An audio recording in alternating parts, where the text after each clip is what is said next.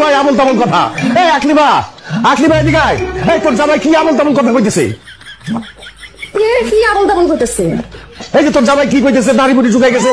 আমার তো মনে হয় পাবনা মেন্টাল হাসপাতালে ভর্তি করা লাগবে। কথা তো আমি তোমার ভাঙ্গে বলতে আছি।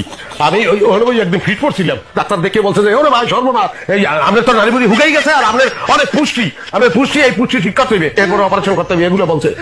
বুঝলাম না, ফুল বডি চেক আপ করতে কইছে নাকি? হ্যাঁ, ওই যে ওই চেক আপ আর এই অপারেশনটা তো কাছাকাছি, এখন টাকা লাগবে, এটা লেগে টাকা লাগবে। এই টাকার কথা কইছি, এখন আমার কাছে মেন্টাল, এখন আমার কাছে পাবনা বাড়াইবে, এখন বক্ষ চক্কর নানান কিছু কইতে আছে, এটা দেবে না এই পক্ষে। জামাই বাবাজি কত টাকা লাগবে? টাকা লাগবে, 1 লাখ টাকা তো লাগবে। এটা ফুল বডির ব্যাপার, আর আমার বডিটা তো এককালে ছোট না, 5 ফুট 6 ইঞ্চি। কি এর 5 ফুট 6 ইঞ্চি? তুমি 5 ফুট 5 ইঞ্চি।